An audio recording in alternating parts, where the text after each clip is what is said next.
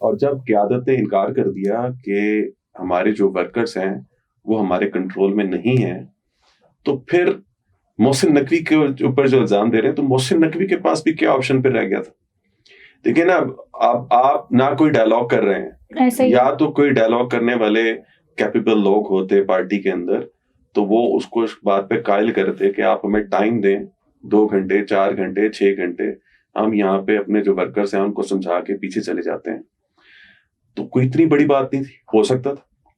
लेकिन जब आप डायलॉग ही नहीं करेंगे, बातचीत ही नहीं करेंगे, तो दूसरे एंड के ऊपर भी एक प्रेशर चल रहा होता है। उसमें बहुत सारे लोग होते ऐसा ही हैं है। जो उनको कहते हैं इनको क्रश कर दो, इनको खत्म करो, ये है वो है। तो वहां पर वो एक एक्सट्रीम स्टेप उठाया गया, और आपको याद होगा कि जो आखिरी प्रेस कॉन्फ्रेंस की मोहसिन नकवी ने, बिल्कुल, तो वो यही थी कि हमने काफी कोशिश की है लेकिन ये बात अब होनी है, तो मैंने अब तमाम मामलात आईजी के सुपुर्द कर दिए हैं कि आप अपने तरीके से निपटें। यानी कि इससे पहले वो डायलॉग कर रहे थे और उस डायलॉग पे कोशिश कर रहे थे कि बात मामलात को हल हो जाए, बातचीत के जरिए हल कर लिया जाए। जब बातचीत के जरिए हल नहीं हुआ मामला, जी, तो फिर वो एक्सट्रीम स्टेप उठाया गया जो कि ऊपर के ऑर्डर्स के तहत हुआ। मैं किसी को यहाँ पे राइट ऑफ नहीं कर रहा, इसमें बहुत बड़ी गलती है हुकूमत वक्त की। ये शहबाज शरीफ जिसका ये पहले सीएम पंजाब थे, उसका माल्टॉन वाला आपको याद होगा वाकया हुआ, और वहां पे लोगों को सीधी गोलियां मारी गई। ये माइंडसेट वहां से चला आ रहा है। ये नहीं कि यहाँ पर, अगर ये यहाँ पर ना होते कहीं और होते तो मैं आपको बता रहा हूँ ये तब भी यही एक्शन करवाते। और अभी भी जो उनकी स्टेटमेंट्स हैं वो यही है कि इनको खत्म कर दें, इनको माइनस कर दें। देखिए, किसी मुल्क की ऑपोजिशन को आप खत्म कर देते हैं, अव्वल तो वो ऑपोजिशन नहीं है, मुल्क की सबसे बड़ी सियासी जमात है। चाहे वो उनके नजरियात आपको अच्छे नहीं लगते, आप उन्हें बुरा समझते हैं, आप जो भी है आपके, लेकिन वो सबसे बड़ी जमात है, सबसे ज्यादा वोट उसने हासिल किए हुए हैं। आप एक मुतनाज़ा इलेक्शन में जिसमें फॉर्म 45, 47 का अभी तक अटका हुआ है, आप एक हुकूमत लेके बैठ गए हैं क्योंकि एस्टेब्लिशमेंट आपकी जो है ना आपसे प्यार मोहब्बत ज्यादा रखती थी। इसके अलावा तो आपके पास कुछ भी नहीं है, अवामी सपोर्ट तो आपके पास कहीं भी नहीं है। आपने पूरे पंजाब को लॉकडाउन कर दिया, और उसके बाद उन्होंने कहा क्यों नहीं कर रहे, मैं आपको इस कमरे में लॉक कर दूं और कहूं बाहर आए, जरा बाहर मुकाबला करते हैं। क्या बेवकूफाना बातें करते हैं ये लोग, कि लोगों को बेवकूफ समझते हैं। अब हमारी कौम बेवकूफ नहीं है। अभी इसमें भाई ने अर्ज किया, देखें जमहूरी सदारती निजाम में, फिर वही अपनी पार्टी के स्लोगन पे आ रहा हूं कि वो वाहिद हल है इन तमाम क्राइसिस का, अगर हमने निकलना है। और उस पे मैं इंशाल्लाह डिटेल के साथ आपसे प्रोग्राम करूंगा। हमने मंशूर के अंदर पूरा डिटेल जो है ना प्रोग्राम अपना बताया कि कैसे पाकिस्तान की तकदीर बदल सकती है, क्या क्या मंसूबे लाए जा सकते हैं, क्या क्या करना चाहिए। वो इंशाल्लाह डिटेल में हम बैठेंगे तो मैं आपके सामने सारी चीजें रखूंगा। इसके अलावा कोई हल नहीं है।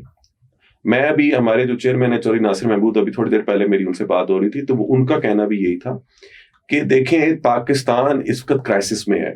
मईशत आपकी कभी भी खड़ी नहीं होगी जब तक कि आपका सियासी इस्तेकाम नहीं आएगा। जो कुछ गवर्नमेंट कर रही है उससे सियासी इस्तेकाम आ सकता है? बिल्कुल नहीं। तो ये तो बेवकाना सारे काम कर रहे हैं। अभी यही बात कर रहे थे, और ओवरसीज तो आना ही नहीं चाह रहे। हालात कैसे आएंगे? मैं आपको बताऊं, 1 महीना ओवरसीज अपने पैसे यहाँ भेजने बंद कर दें तो पाकिस्तान का जो है ना बेड़ा गर्क हो जाएगा। हमें बात को समझना चाहिए। अगर हम चाह रहे हैं कि ये मुल्क एक तरक्की के रास्ते पर गामजन हो जाए, तो तमाम पार्टीज के साथ बैठ के, जिसमें एस्टेब्लिशमेंट भी हो, बाकी स्टेक होल्डर्स हो, अदलिया भी हो, तो बैठ के आप डायलॉग करके कोई हल निकाल सकते हैं, अदरवाइज नहीं निकल सकता।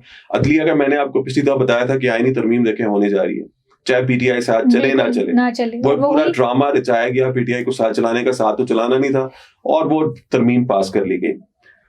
वो तो कर लिया आपने, उससे क्या नतीजा निकला? अब सुप्रीम कोर्ट रही है। मुझे आप बताएं कि कितनी बड़ी वहां पे एक ऐसी खलीज है जो ना खत्म होने वाली है। उसका नुकसान किसको होगा? पूरे पाकिस्तान को भुगतना पड़ेगा। 25 करोड़ लोगों का आप नहीं सोच रहे। आप जो 70-80 लोग बाहर बैठे हुए पार्लियामेंट में बैठे हुए हैं, जो हमेशा इक़्तिदार में रहे हैं पिछले 40-45 साल से, वही चले आ रहे हैं, और उनको खुदा का वास्ता है हमारी जान छोड़ दें, नौजवानों को आने दें, नए ब्रेन को आने दें, उनको काम करने दें, तो पाकिस्तान तरक्की की तरफ जाएगा। ये क्या लोग बैठे हुए हैं, किन किन ना कोई अक्ल है, ना कोई सूरत है, ना कोई सीरत है। ये कौन लोग हैं जो हमारे को कुर्बानी कर रहे हैं? इनसे पूछे इन्होंने कभी जिंदगी में सच बोला है?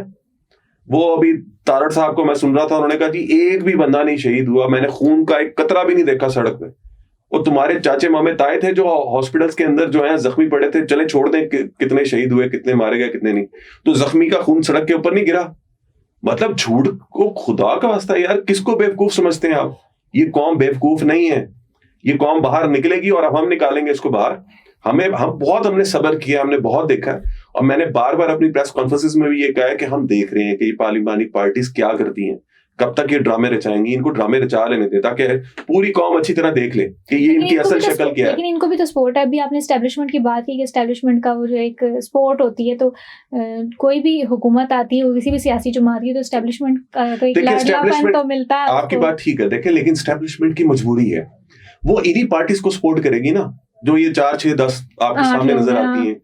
वो रिस्क लेने को तैयार नहीं होते। अगर वो रिस्क लेना चाहें, आप डीएचए चली जाती हैं तो आप क्यों देखती हैं कि वहां की सड़कें खूबसूरत हैं, वहां का निजाम बेहतरीन है, जितने फौजी इदारों के अंदर घुसे हुए हैं वहां आपको सब कुछ अच्छा नजर आता है। वजह क्या है? पाकिस्तानी एस्टेब्लिशमेंट अगर चाहे तो इस मुल्क की तकदीर बदल सकती है। उस तकदीर को बदलने के लिए उनको नौजवानों का साथ देना पड़ेगा, नई पार्टीज को आगे लाना पड़ेगा, जो मेन स्ट्रीम पार्टीज हैं उनको बताना पड़ेगा कि इन ये जो मौरूसी सियासत लेके चल रहे हैं, जरदारी का खानदान है, शरीफ खानदान है, इनको फारिग करें, नए लोगों को आने दें, पार्टीज को रहने दें, उनको अपना काम करने दें। नई क़यादत सामने आएगी, ब्रेन आएगा, वो काम कर सकेंगे। आप फिर बॉर्डर्स पे चले जाएं। इस वक्त हमारे बॉर्डर्स की हालत में आपको बताऊं, बलूचिस्तान और केपी के इस नहज पे पहुंच गए हैं कि बांग्लादेश की तरह वो अलहदगी की तहरीक चलाने की तरफ सोच रहे हैं कि हम अलहदा हो जाएं। अभी तो गवर्नर राज के हवाले से भी बात की जा रही है। और इल्जाम किसको जा रहा है? एस्टेब्लिशमेंट को, क्योंकि यही पार्टीज, पीपल्स पार्टी और नून लीग, सहारा एस्टेब्लिशमेंट का लेते हैं, कंधा उनका इस्तेमाल करते हैं, फायर ये करते हैं, बदनाम एस्टेब्लिशमेंट होती है। और एस्टेब्लिशमेंट को ये, मैं हैरान हूं कि उनको ये बात, क्या मोटी सी बात समझ नहीं आ रही आती ये ऐसे ही है जैसे गंडापुर और बुशा बीबी बड़े आराम से वहां से उस रोड से चले गए जहां पे होते ही हमारे इदारे सिक्योरिटी दे रहे होते हैं, वहां पे कैमरे लगे हुए, भाई वो कहां से चले गए, कैसे चले गए। इतनी बड़ी फौज, इतनी बड़ी आपकी रेंजर्स, आपकी पुलिस चारों तरफ से कॉर्डन ऑफ किया हुआ था और वो चले गए। यार कमाल है। वैसे किसको बेवकूफ बना रहे हैं? आपने कौम को बेवकूफ समझा हुआ है। और मार कौन रहा है? वो गरीब वर्कर मार रहा है, वो गरीब रेंजर मार रहा है, वो गरीब पुलिस वाला मार रहा है। ना कोई ऊपर इकतदार में बैठे हुए लोग मर रहे हैं और ना ऑपोजिशन के कोई लीडर आपको कोई जख्मी होता हुआ नजर आ रहा है। ये सारी ड्रामेबाजी बंद कर दें, कौम को बेवकूफ मत बनाएं, और ना कौम तैयार है बेवकूफ बनने के लिए। ये बांग्लादेश वाला हाल होना है कि आम आवाम खुद निकल पड़ेगी सड़कों पर, और फिर वो आप उसको संभाल ही नहीं सकेंगे। कितने लोगों को मारेंगे या कितने लोगों को बंद करेंगे या पर्चे करेंगे, क्या करेंगे? ये क्या बेवकूफाना हरकतें हो रही हैं? ऐसी कोई मुल्क चलता है? कैसे आप जब तक सियासी, फिर वही बात है, सियासी इस्तेकाम नहीं आएगा, मुल्क तरक्की नहीं कर सकता। अब मुझे बताएं, पिंडी इस्लामाबाद में रहने वाले खास तौर पे जो लोग हैं, कौन सा कारोबार होता?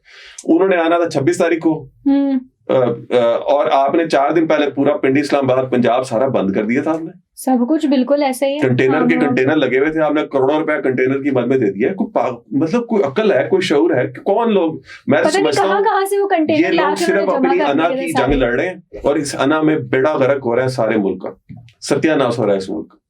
अगर इस मुल्क ने तरक्की करनी है, निजाम को लपेटें, नया निजाम लपेट के, नहीं तो वरना खुद आवाम को लपेट देगी इस निजाम। ऐसा ही है, बिल्कुल।